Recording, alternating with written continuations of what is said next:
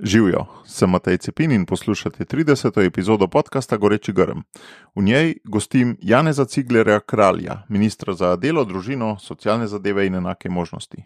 Seveda, to ni zgodba o tem, kaj se dogaja na ministrstvu, s katerimi super projekti se ukvarjajo in kako so in sploh uspešni, kot bi od politika na najvišjem položaju to lahko pričakovali.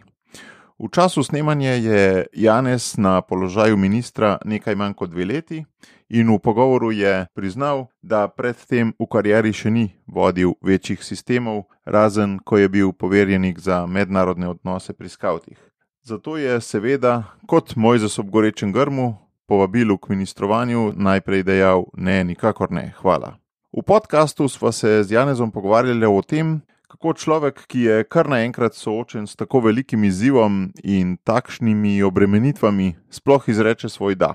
Kaj mora na takšni funkciji zapustiti, kako to vpliva na njegov odnos z ženo in otroki, kaj dobrega mu to na drugi strani prinaša in seveda, to sem moral vprašati, tudi kako misli, da se bo od ugodnosti, ki jih ministrska funkcija prinaša, enkrat zmožen tudi oddaljiti.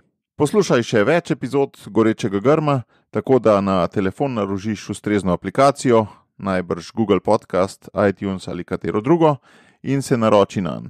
Sicer pa mi piši na matej@socialna-akademija.si ali pa se pridruži Facebook skupini Goreči grm. Zdaj pa gremo kar v akcijo. Že veš, kaj je tvoj edinstven prispevek k boljšemu svetu in kako ga udejanjiti? V podcastu Goreči grm razkrivamo močne zgodbe tistih, ki že živijo svoje poslanstvo, zato da lahko ti najdeš navdih, prepoznaš svoje goreče grme in pogumno stopiš na novo pot. Živijo, Janez, dobrodošel v 30. epizodi mojega podcasta. Živijo, Matej, lepo, da sem tu. Poznava se že več kot 20 leti, pa vendar v zadnjih 2 letih se praktično nisva slišala, samo enkrat na enem malo večjem dogodku. In ko sem ti čestital, ko ste postali zelo velika družina in sem rekel, da bo treba novo kategorijo dodati. To je pa res in ob tem je bil moj komentar: bravo, minister čestita že za 6. otroka, škof pa pride šele pri 7. krstiti. Tako da je ministrstvo zaenkrat bolj odzivno. Sem bil počaščen, ko si mi to rekel. Zdaj le hmal, ko to snemava, bo 2. obletnica tega, ko si postal minister in s tem se ti je najbrž življenje zelo spremenilo. Ne vem točno kje, ampak nekje mi je na uho prišlo tudi, in to je bil tudi eden od povodov, zakaj sem te povabil prav zdaj, da je bila ta akcija, ki jo veliko moških dela, Exodus 90, in jo tudi oba letos delava, povod tudi do neke mere za tvoje ministrovanje.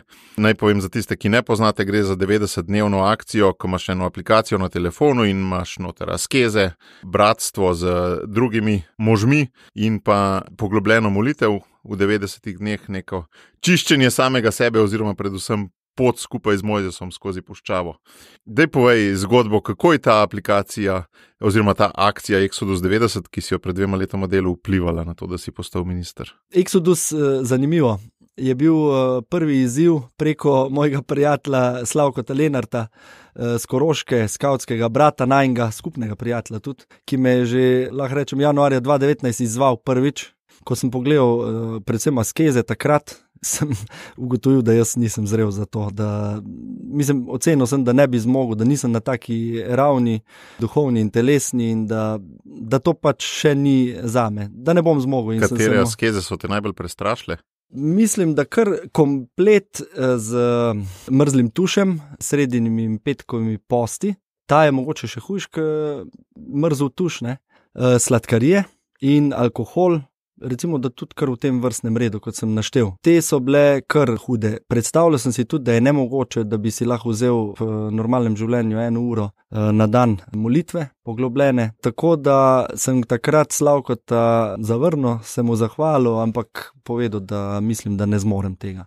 Zanimivo, da je Slavko bil vztrajen in me potem čez 1 leto spet opomnil, da Exodus še vedno teče in da se bo januarja začel. Sem pa začel resno razmišljati, malo razločevati. Moj prvi odziv je bil: ja, Slavko, bi se jaz pol kaki vaši bratovščini na Koroškem pridružil. Pa je rekel, da to se ne da, da pač je srečanje bratovščine toliko pomemben del teh duhovnih vaj, jaz temu rečem kar duhovne vaje, da pač ne morem nadaljavo tega delati. In po me je spodbujal, da bi si v Ljubljani, bliže domu, našel eno bratovščino. To mi ni bilo blizu, ker se mi nekako ni dalo, nisem si predstavljal, da bi se po službi utrujen še nazaj v Ljubljano vračal. Potem pa me je Slavko spodbudil, predvsem pa tudi Klavdija, moja žena, zakaj ne bi pisal nekaj moškim iz moje župnije, Komenda, in da bom gotovo dobil še 5 bratov, ki bi bili zainteresirani, ampak bi bo to privlačilo. In res sem po prvotnem upiranju napisal mail, mislim, da 4, jaz jih nisem toliko poznal, en nabor sva naredila s Klavdijo skupaj, kdo bi lahko bil. In neverjetno, lahko zdaj rečem, da za tistega, ki sem si najmanj mislil, on je prvi odgovoril, wow, zakaj pa ne, mogoče pa glih nekaj takega rabim, ne. In v bistvu smo bili v enem dnevu bratovščina. Razprodani in lej, zdaj že 2 leti delamo, ne. No, ampak to je bil prihod noter, ne? Potem se pa to dogaja ena 90-dnevna pot. In med to potjo se je zgodilo marsikaj, čeprav vem, ne? Šarc je odstopil, razne kalkulacije so se vršile, kaj se je vse zgodilo. En brat je rekel že po prvem ali po par tednih naše bratovščine odstopil Šarc, je rekel, kaj še bo, ne? Po 90 dneh. Če skrajšam vse skupaj, sem prišel v igro, da bi bil kandidat za ministra za delo. Recimo januarja smo začeli z 90-dnevnim programom, februarja, nekje konc februarja sem bil že v igri za kandidata, ne? In jaz zdaj, ko gledam nazaj, razumem, da je bilo ta bratovščina in ta povabila preko Slavkota in to, kar smo začeli delati, askeze, program, ki je usmerjen k temu, da se vedno bolj odpovedujemo svojemu egu, svojemu udobju in gremo v to, da prepuščamo kontrolo, Gospodu seveda, da je bila v bistvu že neka, lahko rečem, kar božja priprava k temu klicu, ne, ki ga nisem niti slutil še januarja, februarja je bil že konkreten klic, ne, marca, sred marca smo že prisegli. In še to povem, jaz mislim, da marca, aprila do srede maja ne bi zdržal v teh težkih okoliščinah zaradi covida. Spomnimo se, da je bil takrat ta prvi val, domovi za starejše in tako naprej, prav nepoznano območje in prihodnost. Jaz brez te priprave od januarja, jaz mislim, da bi težko toliko stabilno zdržal tisto prvo obdobje. Kako si pa to čutil? Čutil sem pa čisto skozi to, da sem lahko sam sledil temu klicu Give Up Control, ne. Takrat je bil sam šel v angleščini ta Exodus in smo ga vsi v angleščini brali in zelo, zelo močen klic je bil Give Up Control, prepusti nadzora, ne. Hkrati pa v tem Give Up Control zelo močen klic k temu, da pa se daš na razpolago, ne. Da se daš na razpolago, da narediš vse, kar je mogoče, da si tam na voljo za druge, ne. Moški poklican, da si moški za druge. V prvi vrsti za ženo in otroke, to je zelo močen klic, ne? In v drugi vrsti za svoje brate in sestre v Kristusu, ne? Kar sem pa še opazil. Tretji pa najbrž še za cel narod, očitno, ne? Tretji pa zgleda še klic k temu, ja, da služiš, lahko rečem, domovini, skupnosti svoji, najširši.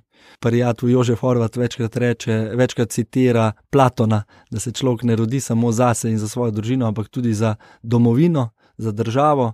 Mislim, da je nekaj tega v tem. Vračam se nazaj k Exodusu in kje me je nagovarjal oziroma kaj mi je še dajal. V tistem prvem 90-dnevnem času sem zelo opazil prehod, mislim, da po enih 8 tednih iz Give Up Control povabilo k Surrender Control. To se mi je zdelo pa takle, wow, ko že misliš, da gledaš daleč po Bipijevo, a ne, glej še dlje. In en tak klic k temu, da res naredim, kar je v moji moči, se dam na razpolago, odgovorim na klic, hkrati pa vem, da ni vse v moji moči in da znam takrat tudi pustiti Gospodu prostor. Ampak nadzor načeloma je ena dost pozitivna beseda, dokler ga imaš ti, ne dokler ga imajo drugi nad tabo, ne. Kaj se ti zdi, čemu konkretno te ta stavek vabi, oziroma te dva stavka, Give Up pa Surrender Control? Kaj je bil prej nadzor, ki si ga želel imeti, pa te je potem vabilo, da ga predaš? Wow, kako globoko vprašanje. Dejansko sem spoznal sebe. Jaz sem bil v sebi prepričan, in to je napuh. Jaz sem bil v sebi prepričan, da nisem control freak, da jaz ne potrebujem nadzora. Res sem bil, živel sem v tem prepričanju.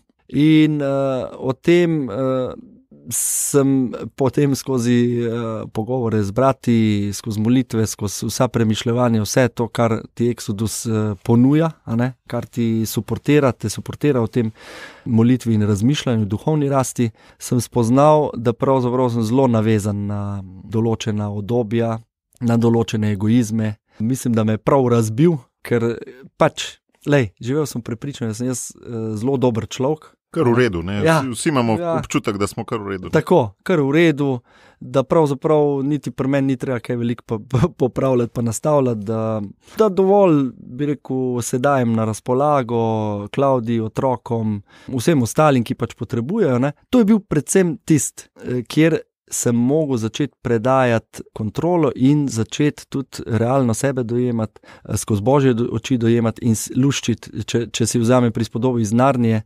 luščiti ta ovoj okrog sebe, ne, kot čebulne plasti. Sem začel do sebe prihajati. No. Sej biti na čelu enega tako velikega sistema, kot je ministrstvo, ki je pravzaprav, koliko je v sami hiši? V sami hiši je 330 ljudi, moramo pa vedeti. Ampak so pa še vsi uradi za zaposlovanje. Ja, pa, tako. Moramo vedeti, to še cela mreža zavodov za zaposlovanje, centrov za socialno delo, inšpekcija za delo, pa če greva pa še širše, so pa še vsi socialno-varstveni zavodi, domovi za starejše, VDC, CUDV in tako naprej. Ki jih v bistvu skoraj 100% financirate, ne, ampak so pa avtonomni, ampak imaš še zmeraj veliko pravka. Imajo svoje uprave sicer, ampak so direktno pod našim resorjem, torej v preteklih 2 letih sem se neverjetno veliko res ukvarjal predvsem z domovi za starejše, socialno-varstveni zavodi, to še ni mimo. Ravno zdaj smo tudi v enem obdobju, ko se malo več z njimi ukvarjamo, sicer v drugem smislu, a ne? Takrat smo se bolj zaradi nevarnosti, pomankanja opreme, zaradi strahu, postavljali smo šele organizacijo, kako se bomo ob vdoru virusa organizirali, kaj s stanovalkami, stanovalci, da bi jih čim bolj zaščitili. Zdaj je bolj problem zaposleni, pomankanje zaposlenih pa prerasporejanje, da lahko zagotavljamo stabilno in nemoteno dobro oskrbo. No, ampak, a veš, ta velikanski sistem, ne? Človek, torej Mojzes proti faraonu, ki je bil največji kralj tistega časa, ne?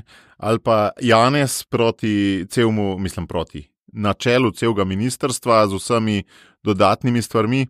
Kaj lahko s takimi potiski sploh narediš, ne? Ali imaš včasih občutek, da itak bi enak laufal, če te ni, ne?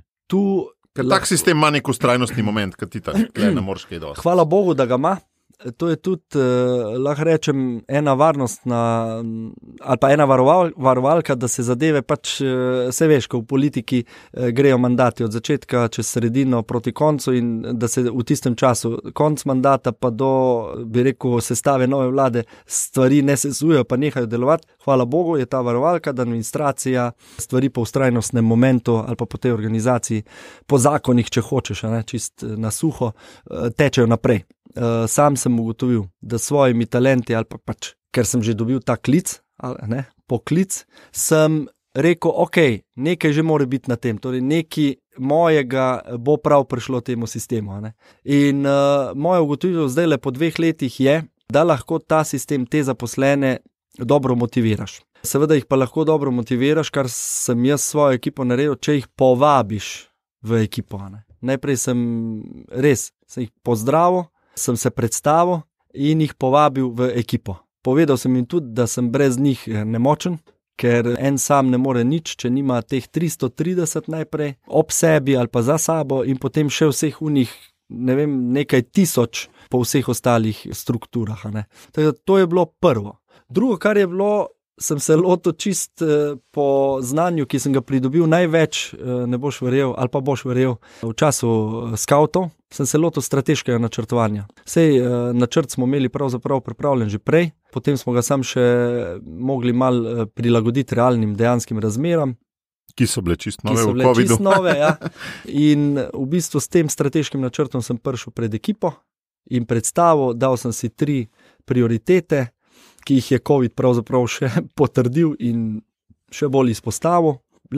Moram reči, da sem bil prijetno presenečen in mislim, da tisti, ki spremljajo to dogajanje, so bili večinoma presenečeni, kako uspešno se je ministrstvo za delo, cel sistem, lahko rečem, odzval, pokazal, da smo motivirani, sposobni veliko narediti, odzivni v takih res nepredvidljivih razmerah in to sem zelo sem hvaležen za to, da sem spoznal ta svoj talent. Torej, znam povabiti, znam motivirati, znam postaviti prioritete in jih tudi slediti. In to se mi zdi, eni taki sistemi potrebujejo. Zdaj, če bi pa hotel sistem v temeljih spreminjati, recimo to, s čimer se bomo nedvomno kmalu srečali, kako zdaj družinsko pa socialno politiko postaviti pravično, a jih ločiti. Jaz verjamem, da vsaka ima svoj namen in vsaka mora biti učinkovita za svoj namen.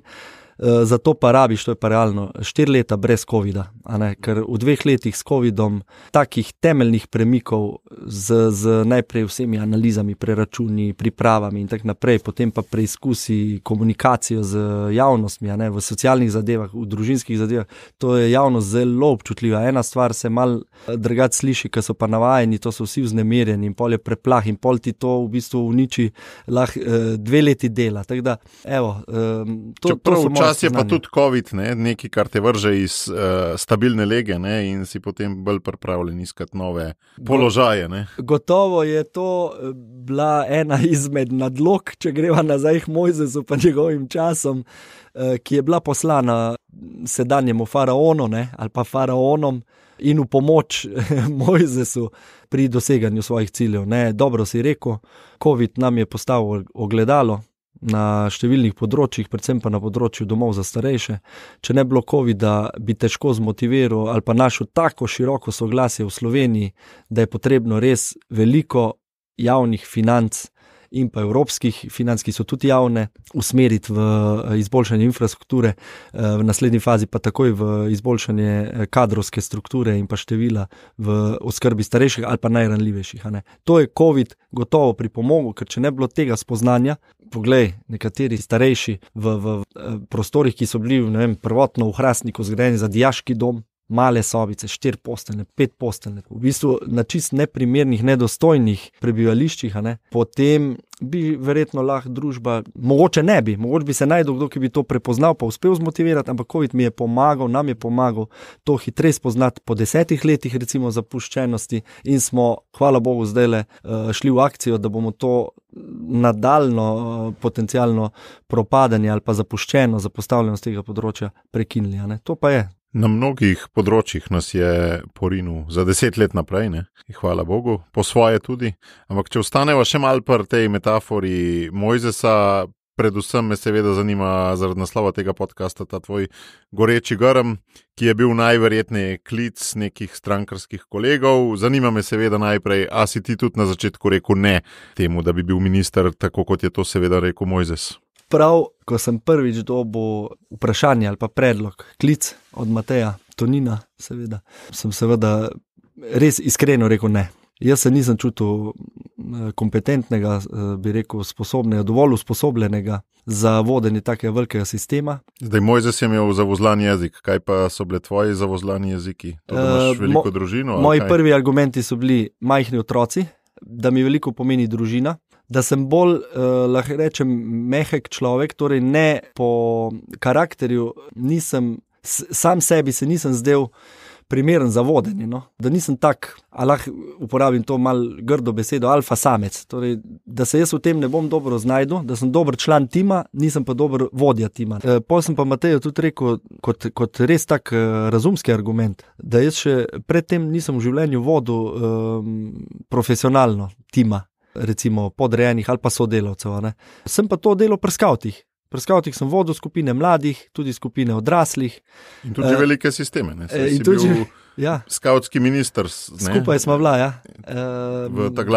V vladi, v izvršnem odboru. Tako in lahko s čistim srcem in zelo sproščeno povem, da večino veščin, ki sem jih potreboval zdaj pri kriznem upravljanju in pri sistemskem upravljanju ministrstva, sem dobil skozi to izkušnjo pri skavtih, skozi vodenje, skozi vse priložnosti, ki sem jih tam dobil, skozi vse izobraževanja tudi, ker imajo skavti tudi dobro postavljen sistem in sem hvaležen za to. No. Super je to za vozlan jezik. In pol se je Bog pri Mojzesu ob gorečem grmu še kar orang potrudil. Mu je dal brata Arona, pa tiste palce v kače spreminjal, pa tako naprej. Kako je pa tebe, gospod, ali pa Matej Tonin, kukar želiš odgovarjati, še prepariral naprej, da si rekel pol ja? Gospod je bil kar vztrajen preko Mateja. Moram reči, da sem se tudi sam vključil ker nisem pa želel sam neodgovorno reči ne. Če bomo vsi rekli ne, pol se noben ne da na razpolago, pa smo vsi zaprti noter, pa ne bo rodovitnosti. Ne? In sem se kar aktivno vključil v iskanje morebitnih kandidatov ali pa kandidatk, a vsi so rekli ne. Pa mi je pa Matej, ali pa gospod preko njega, če hočeš, ne, predlagal, da naredim še en pogovor z Klavdijo. Predvsem po tem, ko sem mu rekel, Matej, za ministra se ne počutim, ampak državni sekretar bi pa si upal prevzeti odgovornost. Ne? Zato, da bi naredil še kak korak vmes, da ne bi zdaj kar padel na eno najvišjo odgovornost. Da ne bi skočil 3 štenge, ampak sam dve. Tako. In pogovoril sem se s Klavdijo, sem upošteval njegov nasvet. To se je vse dogajalo v enem takem zanimivem cajtu. Nisva se mogla v živo s Klavdijo pogovoriti, ker to je šlo zelo hitro. Bil sem na Dunaju, na enem seminarju, pokvaril se mi je avto in s Klavdijo sva se pogovorila. Zanimiv argument mi je dala. Je rekla, ko se odločaš med izbiro, med odgovornostjo državnega sekretarja ali pa ministra, iz pozicije tvoje žene, je rekla, boš gotovo imel večjo možnost prilagoditi urnik družini, če boš minister, ker boš pač tisti, ki je avtoriteta na ministrstvu, ki vse organizira in dober vodja, to sem se pa zdaj že naučil, zna razdeliti delo, zna delegirati in sam ne bi smel načeloma pregorevati. Ne. Zdaj smo tudi v izrednih razmerah, tudi kako pregorevanje se zgodi, kakorkoli. Si ga dovolj, še ne pa. Klavdija mi je to zanimivo argumentirala, Matej me je še enkrat poklical in rekel, kaj je rekla. Sem rekel, Klavdija je rekla, da naj izberem ministra. Je rekel, okej. Je rekel, kaj pa ti rečeš? Sem rekel, jaz pa še vedno tega ne čutim. In potem mi je dal zanimiv predlog, ne? Ponudbo, ki je ne moreš zavrniti. Rekel je, v redu, slišim te, ampak jaz mislim, da si pravi kandidat in te bom predlagal mandatarju. Obstajata še vsaj 2 stopnički, kjer si lahko zavrnjen. In sicer mandatar ima vedno možnost veta, ne, zavrniti kjerkoli kandidata, pač to je njegova možnost, in drugo, hearing v državnem zboru. In rekel je, če iščeš, razločuješ recimo tudi duhovna znamenja ali pa božja znamenja, a si ti poklican to ali nisi, a si za to ali nisi, a boš imel potem tudi božjo podporo, ne, palco, to, kar sme ti vprašal, ti predlagam, da greš v to, da te predlagamo in vidiš znamenja skozi te 2 stopnički. In sem pristal, ker se mi je zdelo to pa fair, tudi pravično do njega in do stranke pravzaprav, ki me je povabila, in do domovine, če je res ta klic, in do gospoda, a ne? Ker po takem razločevanju, po takih procesih, po takih znamenjih, pogovorih bi bilo zelo neodgovorno, kar reči, ne, zdaj pa jaz tle ustavim. Ne? Treba dati priložnost, da gospod tudi spregovori. In lej, obe stopnici sta šle pozitivno čez in zanimivo, no? Kako zgodbo, kako dogajanje, to se je odprlo. Ne? So bile pa seveda stopnice že tudi pred tem in goreči grmi že tudi pred tem. Kako si sploh pristal v politiki, ker šolal se nisi, ne? Na tem področju. Dober. FDV je vse en mal politični, kako bi rekel, bazen, ne? Ja, veš, kako je zanimivo. Jaz sem že v osnovni šoli, jaz se spomnim, sem bil velik sam. Mati samohranilka, starejša sestra, ki je pol šla tudi v srednjo šolo v Celje in je bila tam v internatu. Res sem bil velik sam, še posebej na dneve, ko smo imeli pouk popoldan. Jaz sem ogromno gledal televizijo in od televizije so me najbolj privlačila poročila.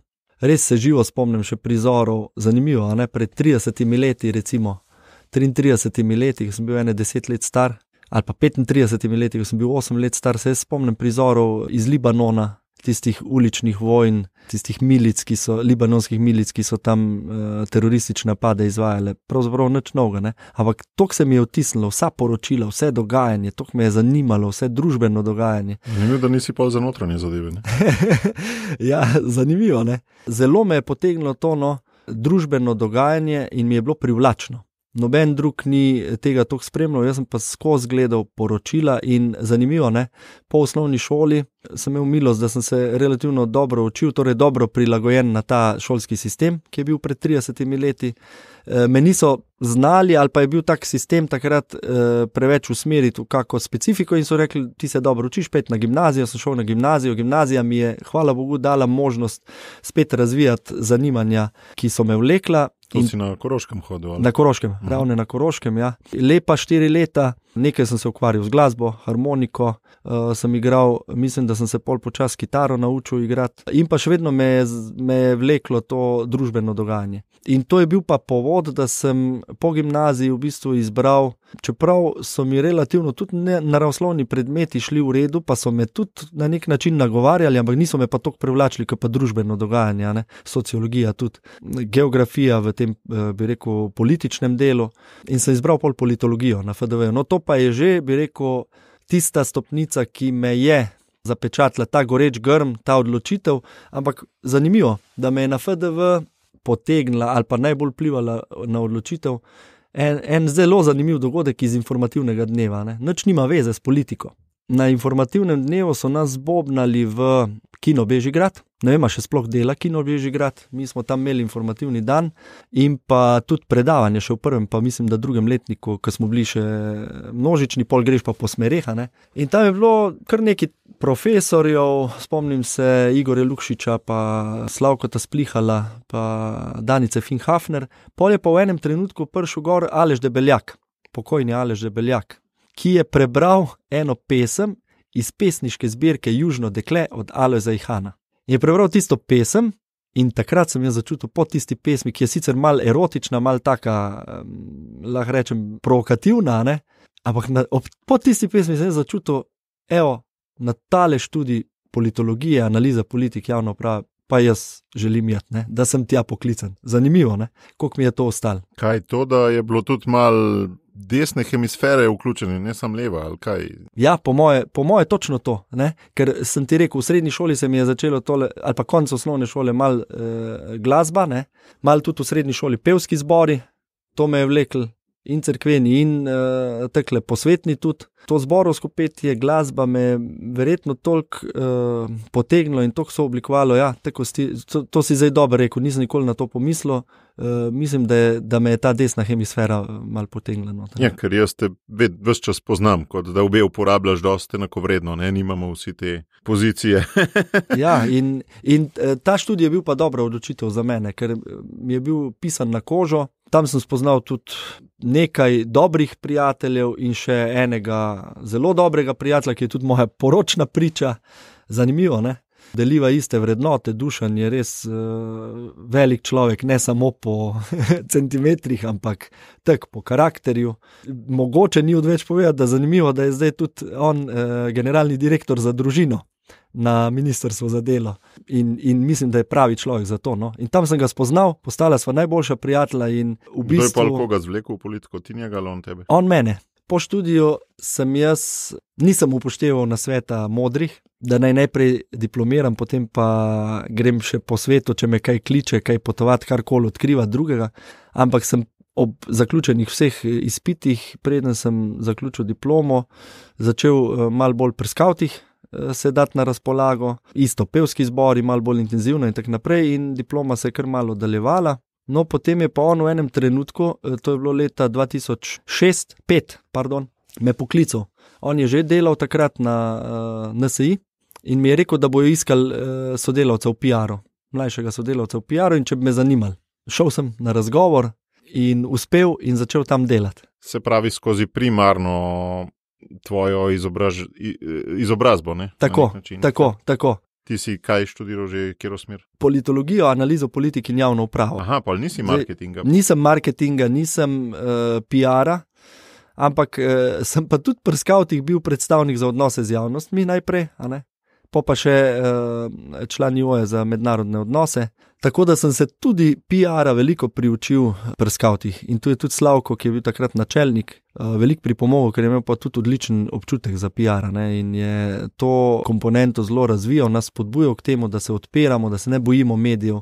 In to mi je dalo eno tako dobro doto za delo tam, no. Tam, torej Dušan me je tja potegnil in tam sem pa začel že če smem temu reči, v trdi politiki delati. Ne? Je bil potem v tej politiki tudi kakšen lik, ki ga zdaj prepoznavaš kot goreči grm, mogoče kakšna osebnost, ki, saj veš, ne, ljudje vedno rabimo malo materializirati tiste svoje zglede. Ja, zanimivo. Po moje sem ga najprej iskal, ne. Sem pa zelo hiter, to je bil za mene neke vrste šok. Takrat v bistvu že v prvem tednu delal direktno z doktorjem Bajukom, ker je šla glavna PR-ovka na letni dopust in sem jaz prevzel. In sem mogel z njim delati, ne? Ker sem mogel od njega dobivati odzive, odgovore novinarjem in tako naprej. In spomnim se še prav, kako sem bil na trnih, res so se mi kolena tresla. No? Ker sem ga dojemal kot eno persono, enega človeka, ki ne samo ima gromek glas, ampak ima tudi eno tako življenjsko zgodbo za sabo, da samo ob njem v bistvu klobuk dol in sam poslušaš. Ne? In v bistvu, ko sem se odločil, da bom od njega skušal skozi poslušanje in učenje in delo z njim prejeti čim več tega, kar sem prej opisal, ne znam to ubesediti, ne? Čim več njegove življenjske zgodbe, no? Sem se lahko šele sprostil ob delu z njim. Ne? Gotovo je bil en tak lik, ki je nagovarjal z svojim entuziazmom. Jaz sem ga večkrat videl z solznimi očmi, ko je govoril o kakih res tektonskih premikih, ki smo jih dosegali takrat 2006, 2007, 2008. Videl sem ga tudi v najhujših razočaranjih, ko je 2008 po izpadu iz parlamenta v bistvu potem ostal sam. Spremljal sem njega ženo na press center, takrat mislim, da na Gospodarskem razstavišču, kjer smo pač mogli sprejeti ta poraz in izpad iz parlamenta. In toliko sem dal čez z njim, da sem videl njegovo res neomajno ljubezen do domovine in do žene in do otrok. Mogoče ena iskrica, najbolj umirjen, najbolj se je dal z njim pogovarjati, je bil, kadar so bili vnuki na obisku, ker on ima otroke tudi po svetu in kadar so vnuki prišli na obisk, je on bil najbolj miren, se je dal z njim vse dogovoriti, nobenega, ker drugače je bil malo kolerika, ne? In se je hitro razjezil, hitro vznemiril. In to me je nagovorila me je pa tudi ta njegova ljubezen do domovine in ta predanost. Ne? Hkrati sem se pa od njega tudi naučil, da v politiki ne smeš biti naivn, da v politiki moraš... To si se iz njegovih napak naučil, ja, ali od tako, njega? Iz skupnih napak, ne? Iz skupnih napak. Ampak skozi njega, ne? Za njega in za stranko je to bilo kar boleče, ne? Saj smo vsi v bistvu to zelo občutili, no? Ampak sem hvaležen tudi za ta del, no? Zato mi veliko pomeni, da stranka še zdaj ohranja ta spomin, da gremo vsako leto tja zmolit, položiti venc ob dnevu spomina, pa ob obletnici stranke tudi se spomnimo na njega. Tako da on je bil sigurno en tak človek, skozi katerega je Gospod govoril in gorel zame. Drugače sem pa ogromno ljudi tudi preko stranke srečal, ki so bili izziv, tudi v svoji, ne vem, kritiki, nezadovoljstvu. Spoznal sem, da je veliko kristjanov nezadovoljnih, ne? V vsakem primeru, torej, da ne moreš narediti tega človeka zadovoljnega, ne? In to mi zdaj prav pride, ne? Torej, ni od mene odvisno, ali bo nekdo zadovoljen, srečen ali ne, ne? To si vsak sam zbere. Točno tako. In takrat sem se pa to še učil, ne? Sem mislil, da bom lahko vsakemu ustregel, ne? Tudi mogoče na začetku ministrovanja je bila to moja zabloda, ne? To je najbrž dobra lekcija, res. Je, in trda. Bila je kar trda, no. Pa če greva zdaj na to obdobje zadnjih 2 let, usklajevanje dela družine, pa različne delovne naloge, najprej me zanima to, pač možeš si šel po gorečem grmu v puščavo. A ti dojemaš zdaj, da si v puščavi, ali dojemaš vse skupaj bolj kot en, če dam drugo metaforo, ti boš pa najbrž tretjo najdel, kot en Luna Park, kjer ful dogaja, kjer so skozi lučke, pa vratolomne vožnje, pa to. A je bolj to puščava, kjer pač ustrajaš, hodiš, dan za dnem se oblečaš in greš, ali dogaja? Matej, a smem še nazaj skočiti na doktor Bajuka? Ker sem se spomnil še enega pogovora, ker nas je mene Dušana, ki je bil tudi takrat moj sodelavec, pa še enega prijatelja Bernarda iz Maribora, nas je povabil na kavo, potem, ko smo že izpadli iz parlamenta. In na koncu, mislim, tam smo se pogovarjali to in ono in Bernard je rekel... zdaj bom malo imitiral, to je tudi ena izmed mojih veščin ali pa talentov, je rekel, ampak nikoli več v politiko delati, je rekel, ne bomo šli, ne grem, ker je to preveč stresno, pretežko in potem bi rekel, tudi ne dobiš priznanja takrat, ko bi ga na volitvah potreboval, za vse narejeno. Ne. Bajuk je sam rekel, fantje, zdaj si pa nekaj zapomnite, pa tekle ugasno cigareto, on je bil rižen kadilc, ne. Ugasno cigareto, pa je rekel, ko te enkrat ta politični virus okuži, te nikoli več ne spusti. Tako da ne zaklinjajte se, da ne boste šli več v politiko. Ne. In zanimivo, bile so to preroške besede pravzaprav. Ne. Zdaj pa na ta... Zdaj si že delno odgovoril, ne? Ja. Okužbe so vedno povezane z dopaminom. Dopamin je takoj vezan na Luna Park, v puščavi ni veliko dopamina. Zdaj tukaj se odklonva od te parabole. Nikakor ne bi mogel reči, da sem v puščavi. Ne. Če si mi dal te dve... Ne, ti svojo najti. Te dve primerjavi, nisem v puščavi, nisem tudi ne na Luna Parku, ker na Luna Parku je vseeno, kako bi rekel, te je malo strah, ne? Še posebej na unem vlaku smrti, pa to je vedno prisoten strah. Tu ni prisotnega strahu. Ampak tam nimaš nadzora, to je dobro. Nadzora pa nimaš, ja, tako. Tako da podobno mogoče kot Luna Park, ampak vseeno malo drugače. Skozi celo življenjsko zgodbo in skozi cel postopek razločevanja, tudi da sem prišel do sem, pa skozi Exodusa, ne, ki še traja. Letos ga delamo z brati spet na enki, nazaj k koreninam smo šli po 2 letih. V bistvu se res trudim, da ne bi vabo in ohranjal strahu pri tem delu. Tudi pri družinskem življenju, kjerkoli pač sem. Ne? Ker strah pač ni od dobrega, ampak je od hudega in ne daje dobrih sadov. Ti uspe? Ja, mislim, da mi večinoma uspe. No. Imaš kakšno posebno tehniko? Tehnika. Nisem tehnika, ampak je moja drža. Ne? Lahko rečem, da sem že skozi primarno družino, skozi to izkušnjo samohranilske družine, skozi vse, kar smo dali čez, se soočil s toliko težkimi izzivi. In zdaj, ko ima s Klavdijo čudovite 4 otroke, res, kako bi temu rekel, čudovito družino, tudi skozi to, da sva prvega otroka v bistvu izgubila in odžalovala, dal toliko stvari že čez. 4 mava žive. Toliko izkušenj, toliko življenja sem dal čez, da debela koža se temu reče. Pa ne sem debela koža. A veš, toliko spustiš skozi sebe, da v bistvu na koncu vidiš, da greš po Božjem načrtu, da greš po Gospodovi poti in da on te nosi. Ker sem to občutil skozi konkretne dogodke v življenju. Ne? Da zdaj vem, da tudi zdaj je. In ni druge kot pa zaupati. Zdaj pa v tem okviru, ki si mi rekel, združevanje družinskega pa poklicnega življenja. Lahko ti povem, da je velika dvojnost. Na eni strani sem res veliko odsoten. Predvsem sem bil ogromno odsoten prve mesece, a veš, ki je bil prvi val, pa pol v času drugega vala. Ne. Spomnim se, da od 13. marca, ko sem prisegel, do, mislim, da tam nekje sred maja, to pa 2 meseca, smo imeli prosto samo nedeljo na veliko noč. Vse druge dneve smo delali. Seje vlade, krizni štabi, covid skupine, delo na terenu in tako naprej. Ne. Potem v drugem valu je bilo še drugo, ker je bil dosti bolj brutalen virus, smrtnost velika, cepiva še ni bilo in tako naprej. So bili spet drugi zadržki, tudi veliko več stresa in pretresljivosti. Lahko rečem, da mogoče sem takrat še najbolj čutil, bi rekel, kot vlak smrti. Ker delaš skupaj z vsemi ekipami, pa ljudje še vedno umirajo, pa vedno več jih umira in tako naprej. In ne veš, kam bo to šlo. Ne. Na drugi strani mi pa to služenje in ta odgovornost, torej položaj ministra, omogoča, da sem si recimo res tako organiziral ministrstvo, da sem v letu 2021 polet imel 1 mesec dopusta skupaj v kosu. In sem lahko zaupal sodelavcem, pa sodelavkam, da bojo čisto v redu vodili ministrstvo. Oni tudi čutili to zaupanje, da jim zaupamo, ker je to tudi pomembno. In sem lahko bil 1 mesec res 24/7 svojo družino. A veš, to pa nikoli prej v življenju recimo ni bilo mogoče, ne? V kosu. Tako da doživljamo oboje, no? Daje nam hkrati priložnosti, ki jih do zdaj nismo izkusili, da tudi rečem v petek, o petkih imam pa kosilo z ženo. Zato, ker je ona tudi skrajšan delovni čas, pa ima v petkih fraj, pa si rečejo v petkih imam kosilo z ženo. Tega prej nisem mogel v taki meri recimo si prvošiti.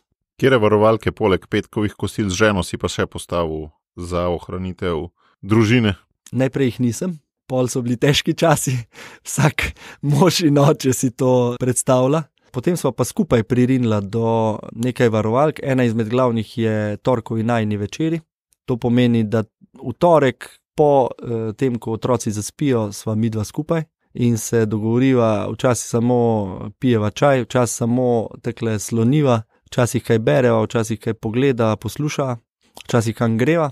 Druga varovalka je, tako sem rekel, petkovo kosilo z ženo in če se le da petkova jutranja kava tudi, ker je to res najin čas. in pa vikendi, ki jih skušam, če se le da, ljubosumno čuvati za družino, no, da smo res mi skupaj. In v sklopu teh vikendov imava s Klavdijo tudi ponovadi v sobotah pa nedeljah eno kavo, kjer tudi otroci razumejo, da rabijo čas zase. Veliko gremo že lahko ven, zdaj tudi v hribe, ne bom rekel gore, ampak no, lani smo bili tudi na Debeli peči, ki je 2000 prvič skupaj cela družina. Tako delamo korake, no, veliko gibanja. Klavdija me tudi spodbuja, da bi več spal. Zdaj le me tudi zdravje, pa zdravniki spodbujajo k temu. Tako da ja, nekaj varovalk je postavljenih. Jaz jo tudi skušam vsak dan nekje sred dneva, ko tudi otroci v vrtcu spijo, vsaj z kakim sporočilcem, vprašati, kako ji teče dan. Ona tudi mene, včasih pa celo uspeva za kratko slišati. Tako da nekaj varovalk je, nekaj pa jih bo treba še. Nekaj je, ne? In zelo so očitne tudi, da si omenjal večinoma varovalke z ženo, ker očitno se zavedaš, da je najprej vajin odnos, potem pa šele širši družinski, ne? To sva brutalno izkusila, v tistem času, ko ni bilo varovalk, ko sem jaz pregoreval, ona pregorevala, vsi skupaj so pa, kako bi rekel, smo pa izgorevali v čakanju drug na drugega, pa v neizpolnjenih, neizrečenih pričakovanjih. Lahko rečem, da v tistem času je bilo moje ministrovanje in odločitev resnična žrtev, lahko rečemo, za domovino. Od takrat naprej, ko sva si iskreno povedala, da tako ne bomo zmogli, ko mi je tudi ona iskreno povedala in tudi zdravje, že 2020 v bistvu sem enkrat v bolnišnici pristal, ko mi je tudi zdravje povedala, da na dolgi rok to ne bo šlo, in ko smo postavili varovalke in ko sva začela ta stik zavestno, razumsko gojiti med nama, je postalo to ministrovanje darovanje naše družine. V vsakem primeru pa je za družino to kar velika cena. Kakšna pa je razlika med žrtvijo pa darovanjem? Mi je zanimivo, da si razliko postavil med te dve besedi. Ja, prav čutim razliko med tem dvojima. Žrtev se čuti izkoriščeno. Žrtev je nezadovoljna. Žrtev težko vidi smisel ali pa ga ne vidi v tem svojem dati se na razpolago, ali pa to, da ga drugi uporabljajo. Dar, ko si enkrat dar, ali pa ko recimo Kristus je dar, on je dar. Ko si enkrat ti dar ali pa se daruješ za ženo, za otroke, za domovino, kogarkoli, takrat je pa to osmišljeno. In potem vseeno ne brez bolečin, pa ne brez poškodb, ne brez izgorelosti, pa ne brez težkih dni, vseeno vidiš, osmisliš, je osmišljeno to, kar delaš in kar si se dal na razpolago. In tu čutim ključno razliko nekje po prvem letu ministrovanja ali pa teh najbolj izzivalnih časih tudi za naju s Klavdijo pa za našo familijo, ko smo prišli v to, da je to pač dar naše družine domovini. In če smo k temu poklicani, povabljeni, smo se dali tu na razpolago. Je velika razlika. Zanimivo, ja. Nisem še slišal in me navdihuje. Razlika med žrtvijo pa darom, po tej logiki Kristusu bilo čisto redu na križu. Po svoje ne čisto redu, si rekel, ne brez bolečin, ampak v zavesti, da je to dar, ki ga on želi dati, ni bil on žrtev. Točno to, popolna svoboda je v tem. In to je tisto, kar osmisli to. In zelo dobro si povzel to, kar čutim in kar sem skušal povedati. Neki so te prioritete družina proti delu, neki drugega so pa tudi prioritete znotraj dela. Vsak od nas, ki nismo ravno za tekočim trakom, ima v službi mnogo konkurenčnih nalog, ki bi vsi lahko prišli na to-do listek za tisti dan. Narediš jih lahko pa, če si malo zaveščen, 10, ker jih imaš pač toliko kandidatov, kaj bi lahko vse danes naredil. In tudi vsaka gospodinja in oče doma podobno. Kako pa se lotevaš selekcije teh prioritet znotraj delavnika? Ful dobro vprašanje. Še posebej mogoče omenim, je ena specifika v Sloveniji, smo toliko majhni, ker velik del ljudi se odloči za vsak svoj, bi rekel, majhen problem vprašati ministra. Tako da prijajo do mene tudi vprašanja, minister, kje na spletni strani Ministrstva za gospodarstvo pa najdem, razpis za nek projekt in nekaj. Tudi taka vprašanja pridejo. Ali pa še kaj drugega, ogromno enih privatnih zgodb. na začetku sem mislil, da bom z rokami naredil vse, da bom jaz vse naredil. Jaz sem še ob 3 zjutraj, Klavdija me je parkrat vprašala, če sem zmešan, jaz sem še ob 3 zjutraj tipkal in na raznih messengerjih odgovarjal ljudem, načrtoval, pisal na računalnik in tak naprej. Ne? Svet sva pri Mojzesu, preden si je postavil starešine. Ne? Točno tako, ja. Čist sem bil, bi rekel, zdaj le nazaj pogledam, sploh ne vem, kako smo prišli skozi to obdobje. In tudi še eno ogledalo sem dobil, tudi skozi Exodus in skozi to, da lahko zdaj nazaj pogledam, mogoče malo zrelejši, si domišljam, upam, da si ne domišljam, no, da sem, v bistvu sem tudi na ministrstvu hotel imeti vse v rokah, ne. Vse pregledati, vse, jaz biti obveščen vsem. Control freak, ne? Ja, zanimivo, ne? Pa sem ti že prej na začetku rekel, da o sebi nisem bil prepričan. Mislim, sem bil prepričan, da nisem control freak, ne?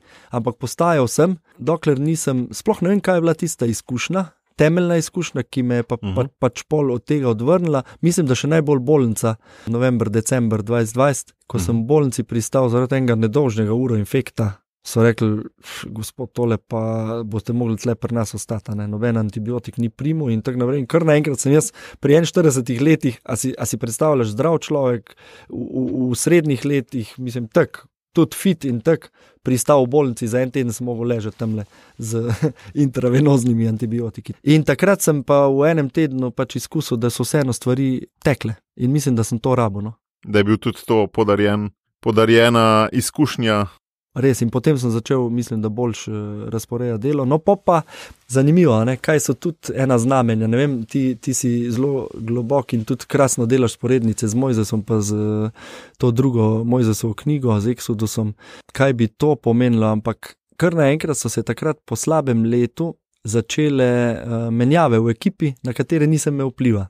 Najožja sodelavka je zanosila. Po dolgih letih poskušanja in smo bili seveda zelo veseli, ne? Ampak to je pomenilo veliko spremembo v timu. Potem enih parih je šlo, ker so rekli, da je prenaporno ali pa da to ni tisto, kar so pričakovali ali pa so dobili izzive druge, ne? In je bilo kar nekaj menjav in pol to sprejet je bilo za meni pa zelo, zelo, zelo težko. Navaditi se na nove ljudi, nove sodelavce, ki spet ne veš, na novo se učiš, koliko mu lahko zaupaš, koliko je strokoven in tako naprej.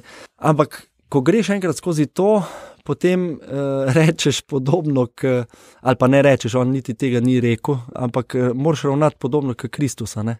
Z tistim moštvom, ki ga imaš, ali pa ženstvom, da ne bom zdaj krivičen, narediš to, kar zmoreš, ne? Drugo je pa potem tudi še bi rekel, božjih rokah, ne? Tega sem se nekako naučil sprejemati, na vsak svoje talente in iskati njegovo močno komponento, kaj lahko močnega izvabimo iz njega v tem timu, ki je. Ne? Mi je bilo pa težko sprejeti te menjave, res. Sem človek, ki se na neki navadi, jaz sem človek, ki bi, ne vem, eno tekoče milo izpred, 20 let še zdaj isto znamko uporabljal, ne, če bi bila. A si predstavljaš? Zelo sem v tem smislu konservativna, ne.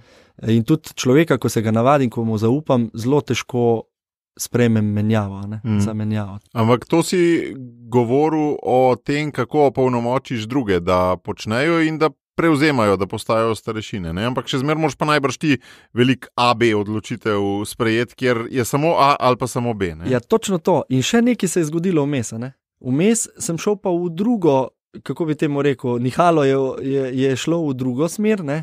In kar naenkrat, ker je bilo res ogromno delovnih obveznosti, tudi ogromno terena, ogromno, sej si videl, pa še predsedovanje, torej ogromno tujine, se je pa zgodil, da ja, že, dobro, da jim zaupam, delegiram in tako naprej, ampak kar naenkrat so me začeli pogrešati in spet stvari niso funkcionirale, ker sem bil pa premal z njimi, ne? In sem mogel tudi to uravnoteževati in najti nazaj spet načrtno, razumsko čas, da se z njimi usedem, pogledamo, načrtujemo in si razdelimo. In moram reči, da zdaj po predsedovanju smo se res usedli, sem jim tudi povedal, smo naredili plane in je zadovoljstvo spet veliko večje, ker je tudi profesionalno v tem delu, a ne, v profesionalnem delu, zelo pomemben posvečen čas. Ne samo doma v družini, ženi pa otrokom, ampak tudi sodelavkam, sodelavcem. In to je bilo eno zanimivo spoznanje, no, tudi meni, da nobena skrajnost ni dobra, ne, torej preveč kontrolirati ali pa premalo biti z njimi, ne, biti z njimi. Te odločitve, ki si jih pa omenil, ne, odvisno kaj se ti zdi največja odločitev, ne vem, zdaj bi tebe jaz izval, kaj se pa tebi zdi največja odločitev, ker jaz recimo, ne vem, včasih sem podpisoval pogodbe. Ja, za tale podcast si vzel čas, ne?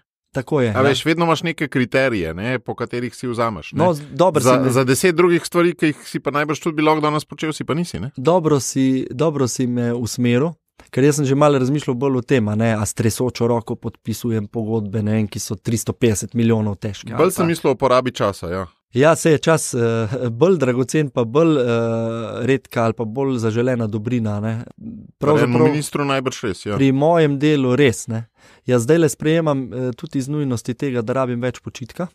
Tudi iz zavedanja tega, da za ta mandat smo, kako se temu reče, glavnino dela naredili, ne, kar smo imeli inputov in finančnih, infrastrukturnih, vsebinskih, zakonskih in tako naprej, to je narejeno. Ne.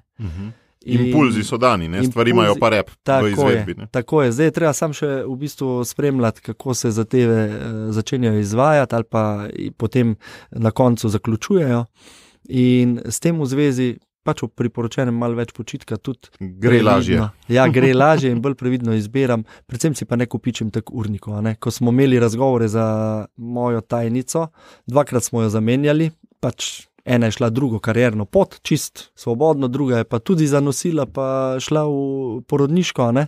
Ko smo torej iskali tretjo, na razgovorih nekatere kandidatke niso mogle verjeti, ker so jim pač urnike moje pokazala. Ne? In tudi sam zdaj nazaj vidim, da sem popolnoma pretiraval. Ne? Res človek na dolgi rok pač ne more zjutraj ob 6 vstati, pa zvečer jeti ob 9:30 po noč, oziroma že drug dan spata. Ne? Pač ne zdržiš. Ne? In zdaj si uspem malo bolj pametno vse skupaj značrtovati. Kako pa vseeno ohranjaš energijo? Gre za telesno, gre za molitev? Kje je največ treba posvetiti časa, na katerem področju in kakšne rutine rabiš, ker je vseeno fizično in duhovno zelo naporno najbrž? Izjemno naporno. Jaz združujem, najbolj se počutim po kakem fajn fizičnem naporu. Tamle imamo srečo v naši komendi fajn gmajno, vzamem palce pa grem hoditi, tam lahko tudi molim, ne sam premišljujem, ampak res molim. Lahko molim čisto prosto, lahko tudi kak rožni venc, ki mi je blizu, ki je že ritem hoje, pa še rožni venc daje, bi rekel, duhovni ritem. Nekaj tudi telovadim, to doma, ob videoposnetkih enega Američana in je dober, ker pač začutim to svoje telo. Obenem pa hkrati si vzamem čas, do tega spoznanja sem tudi prišel, da si moram vzeti tako, kot sem si zdaj za tebe vzel, tako si za marsikoga drugega, si vzamem čas tudi za Boga in za Božjo besedo. Zanimivo je, da se mi včasih tepeta prav zdaj to izkušam. Exodus pa dnevna Božja beseda. Dnevna Božja beseda mi je trenutno zelo nagovarjajoča z vsemi temi izzivi in iz stare zaveze in iz Kristusovih časov, prerok. Par dni nazaj, mislim, da glih v nedeljo je bil, v domačem kraju. V domačem kraju in včeraj me ruknejo zaradi tega, bi rekel, draginjskega dodatka, ne vem, ti ne gledaš televizije, ki imaš kaj bolj pametnega delati, jaz tudi ne. Ne, zato, ker sem tudi v Exodusu, ne.